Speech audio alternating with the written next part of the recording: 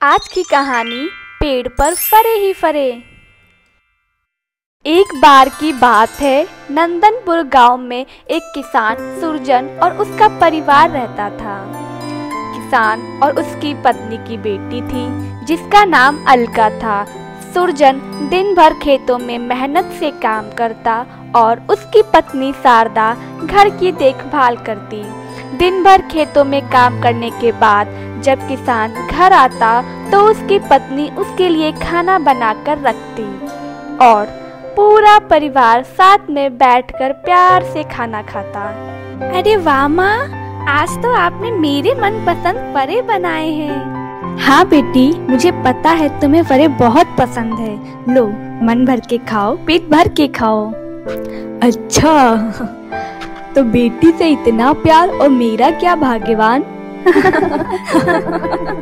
सुरजन अपनी फसल काटने के बाद उसे शहर जाकर बेच आता और उन पैसों से अपने परिवार की ज़रूरतों को पूरी करता। इस तरह सुरजन का परिवार शांति और सुख से जीवन गुजार रहा था। लेकिन एक दिन अचानक से किसान की पत्नी की तबीयत ज़्यादा खराब हो जाती है। सुनते हो जी, लगता है मेरा अंतिम समय आ गया है। नहीं नहीं भाग्यवान, तुम्हें कुछ नहीं होगा। तुम्हारे बिना मेरा और मेरी बच्ची का क्या होगा। माँ, तुम जल्दी ठीक हो जाओगी माँ। फिर शारदा ने अपनी बेटी को एक अंगूठी देते हुए कहा, सुन मेरी बच्ची, ये अंगूठी तू हमेशा अपने पास संभाल के रखना। जब भी तू बहुत मुसीबत में होगी ये अंगूठी तेरे काम आएगी। इसमें देवी माँ का आशीर्वाद है बेटा। और इतना कहकर उसकी माँ के प्राण निकल जाते हैं। बीतते वक्त के साथ साथ सुरजन को उसकी बेटी और काम को साथ साथ संभालना मुश्किल हो जा रहा था। ये बात सभी गांव वाले ध्यान से महसूस कर पा रहे थे, इसलिए उन सब ने सुरजन को दूसरा विवाह करने के लिए सलाह दी। देख बेटा सुरजन, शारदा के जाने के बाद अलका को एक माँ और इस घर को एक बहू की बहुत जरूरत आन पड़ी है। तुम्हें अब दूसरी शादी कर लेनी चाहिए जो तुम्हें इस बच्ची को और इस घर को संभाल सके। लेकिन बाबा, अभी शारदा को गए हुए 1 साल भी नहीं हुआ है और इतनी जल्दी नहीं करी बेटा तो कहीं देर ना हो जाए। जरा इस मासूम बच्ची का तो सोचो। ठीक है दादी अम्मा। और फिर सभी गांव वालों के आशीर्वाद से पड़ोस के गांव की एक लड़की शिवानी से सुरजन की शादी हो जाती है। शिवानी घर आते ही सब कुछ संभाल लेती है और अलका को भी उसमें एक माँ मिल जाती है। धीरे धीरे समय बीतता जाता है और शिवानी भी एक सुंदर सी बेटी को जन्म देती है। कुछ वर्षों के बाद दोनों बेटियां बड़ी हो जाती हैं, लेकिन शिवानी अब अलका से अच्छा व्यवहार नहीं करती। वो अपनी बेटी अंजलि को तो बहुत प्यार करती, लेकिन अलका से सौतेली माँ का ही व्यवहार करती थी। वे सुरजन के सामने तो अलका से ठीक व्यवहार करती, लेकिन उसके पीठ पीछे उससे घर का सारा काम करवाती और अलका भी खुशी खुशी सारे काम प्यार से कर देती।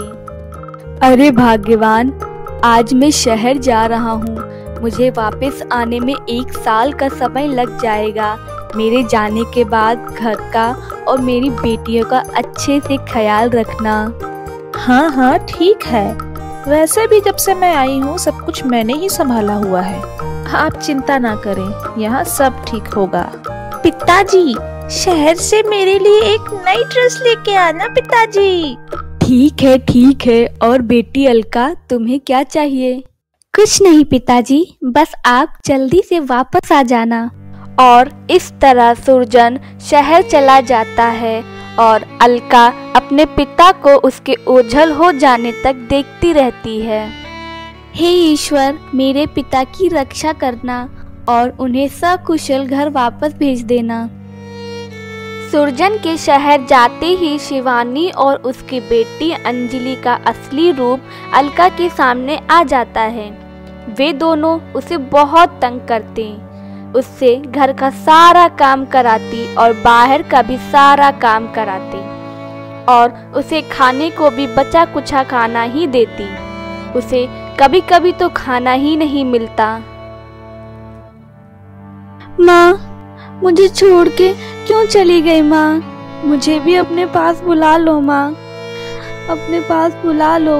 रोते रोते अलका सो जाती है और सपने में देवी माँ उसे आशीर्वाद देती हैं। अगले दिन सुबह अलका घर के सारे काम निपटाकर जब खाना खाने को जाती है तब अरे वाह माँ, आज तो मेरे मनपसंद फरे बने हैं। आज तो मैं पेट भर के खाऊंगी, बहुत भूख लगी है। इतना सुन के उन दोनों माँ बेटी का मुंह बन जाता है। ले खा ले, इतना ही बचा है। ये क्या माँ, सिर्फ 2 ही फरे? इतने में मेरा पेट कैसे भरेगा? अरे पगली, तू एक काम क्यों नहीं करती? इन 2 फरों को जमीन में बो दे, क्या पता फरे का पेड़ ही उगाए और तुझे फरे ही फरे खाने को रोज मिल जाया करे। ये कहकर वो दोनों जोर जोर से हंसने लगती है और अलका वहाँ खड़ी सोचती रह जाती है। ठीक है, मैं इन दोनों फरों को जमीन में बो दूंगी, फिर मुझे रोज फरे ही फरे खाने को मिलेंगे। और अलका वहाँ से फरे बोने को चल देती है। दूर कहीं जंगल में वो उन दोनों फरों को बो देती है, लेकिन अनजाने में ही उसकी माँ की अंगूठी वहीं गिर जाती है और फरे बोकर अलका खुशी खुशी घर वापस आ जाती है। माँ देखो, अलका आ गई। अरे करमजली, कहाँ चली गई थी सुबह से? नजर ही नहीं आ रही। आज से तेरा घर में खाना पीना सब बंद, और हाँ, आज से तू घर के बाहर ही सोएगी। अगले दिन सुबह, माँ कुछ खाने को दे दो माँ। कल मुझसे बिना पूछे तेरी बाहर जाने की हिम्मत भी कैसे हुई? तुझे खाने को कुछ नहीं मिलेगा, यही तेरी सजा है।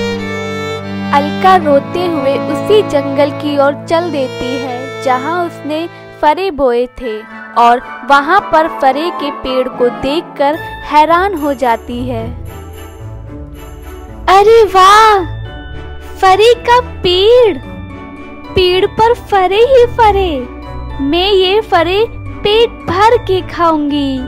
इस तरह से अलका फरे खाकर अपने दिन काट रही थी और 1 वर्ष पूरा होने को था।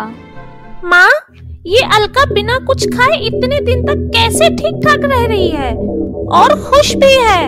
आपको नहीं लगता कुछ गड़बड़ है? कहीं इसके अंदर कोई भूत तो नहीं आ गया? क्या? ये क्या कह रही हो माँ? हाँ, किसी ओझा को बुलाकर इसका इलाज कराना होगा, कहीं ये हम दोनों को भी ना नुकसान पहुँचा दे। अंजलि और शिवानी दोनों जाकर तांत्रिक बाबा को ले आती हैं और अलका को उनके पास झाड़ फूक के लिए बिठा देती है। ये सब क्या कर रही है माँ? मुझ पे कोई भूत नहीं है। आपने जो मुझे फरे दिए थे उनके पेड़ से ही मुझे रोज का खाना मिलता है। मुझ पे कोई भूत नहीं है माँ। चुप कर, तूने हमें बेवकूफ समझा है क्या? ऐसा भी कहीं होता है? फरे का पेड़। तब तक उधर से सुरजन शहर से घर वापस आ जाता है और घर के बाहर से सब कुछ देख रहा होता है कि उसकी बेटी के साथ क्या हो रहा है। अच्छा, तो भाग्यवान ये है तुम्हारी सच्चाई। मेरे पीठ पीछे तुमने मेरी बेटी का ये हाल बना दिया। पिताजी, आप आ गए पिताजी। हाँ मेरी बच्ची। नहीं नहीं, बिल्कुल नहीं जी, वो तो अलका के अंदर कोई भूत है ना, तभी। चुप, एकदम चुप। अब मैं तुम्हें इस घर से निकाल के ही रहूंगा। नहीं नहीं, ऐसा मत कीजिए। पिताजी रुक जाइए पिताजी, ऐसा मत कीजिए। ये लोग कहाँ जाएंगे? देखा तुम दोनों ने, तुमने अलका के साथ क्या क्या किया, फिर भी ये तुम्हें बचा रही है। इस बच्ची में कोई भूत वूत नहीं है। तुम दोनों ने इस बच्ची पर बहुत अत्याचार किए हैं। देवी माँ की दया से उसे सचमुच फरे का पेड़ मिला है, जिससे वो अपना गुजारा करती थी। तुम दोनों सुन लो, तुम्हारे लिए यही अच्छा है कि अपने पापों की माफी मांगो और इसे अपने दिल से अपना लो। शिवानी को अपनी गलती का एहसास होता है। वो अलका और उसके पिता से माफी मांगती है। फिर सभी हंसी खुशी से साथ में रहने लगते हैं। आपको हमारी कहानी कैसी लगी कमेंट में जरूर बताना और हमारे चैनल को लाइक एंड सब्सक्राइब जरूर करना। Thank you.